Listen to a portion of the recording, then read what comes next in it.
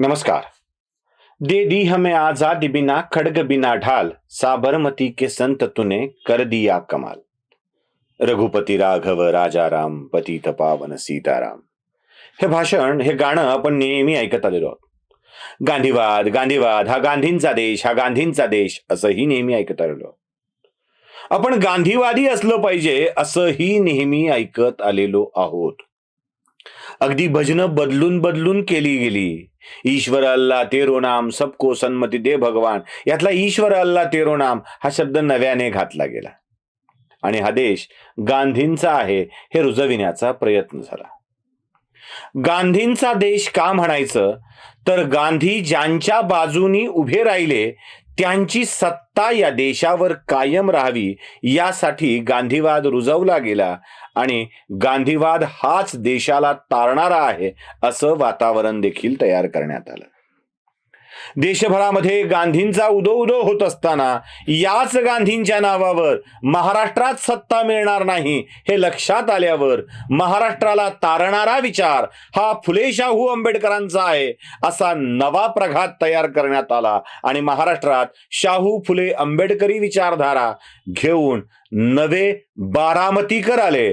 साबरमतीकरांचा विचार जरासा बाजूला ठेवून बारामतीकरांनी शाहू फुले आंबेडकरांचा विचार नव्याने मांडायला सुरुवात केली. हे सगळं फक्त स्वार्थासाठी, राजकीय हितासाठी हे आपल्या लक्षात येत होतं. हा देश गांधींचा आहे का? पुन्हा मी विचारतोय. मला कदाचित गोडसेवादी ठरवलं जाईल. हा देश फक्त गांधींचा आहे का? असेल, हा देश गांधींचाही असेल, पण हा देश अन्य काही लोकांचा आहे. कोणाचा आहे? हा देश रामाचा आहे. प्रभू श्रीरामचंद्रांचा हा देश आहे, ज्या देशामध्ये रामानं एक नवे आदर्श घालून दिले.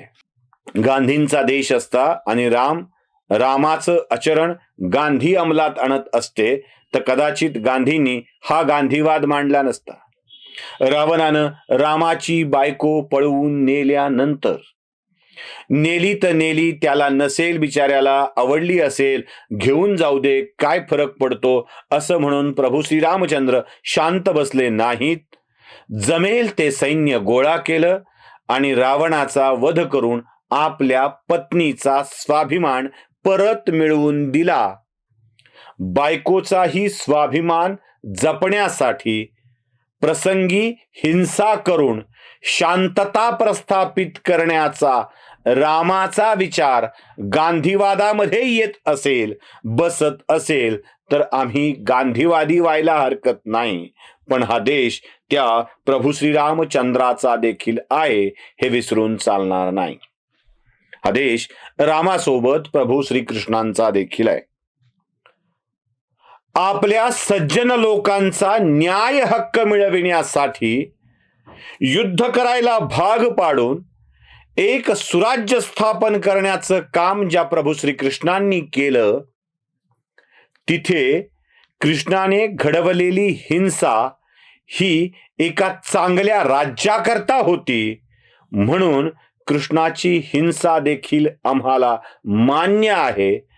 धर्म रक्षणासाठी, धर्म संस्थापना करण्यासाठी, अधर्माचं निर्दालन करण्यासाठी, सज्जनांचं रक्षण करण्यासाठी, दुर्जनांचा नाश करण्यासाठी जर हाती शस्त्र घ्यावं लागत असेल तर ते घेणे म्हणजेच धर्म आहे हे शिकविणाऱ्या भगवान श्रीकृष्णाचा हा देश आहे.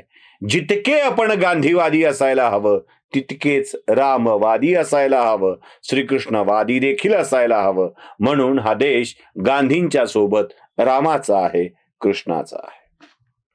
हा देश छत्रपती शिवाजी महाराजांचा आहे, ज्यांनी आपल्या माणसाच्या राज्याच्या स्थापनेसाठी, रयतेवर होणाऱ्या अन्यायाला दूर करण्यासाठी अफजल खान नावाच्या परकीय आक्रमकाचा कोथळा बाहेर काढला. शाहिस्त खान नावाच्या आक्रमकाची बोट छाटली. आपल्याच माणसांनी आपल्याच महिलांच्या इज्जतीवर हात घातल्यानंतर त्यांचा चौरंगा केला.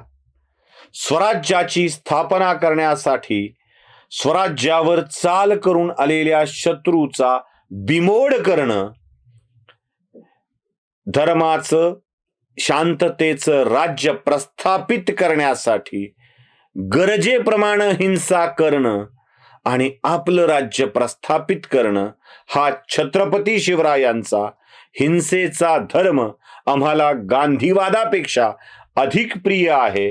जर गांधींना हा धर्म मान्य असेल तर आम्हालाही गांधीवाद मान्य करायला काहीच हरकत नाही.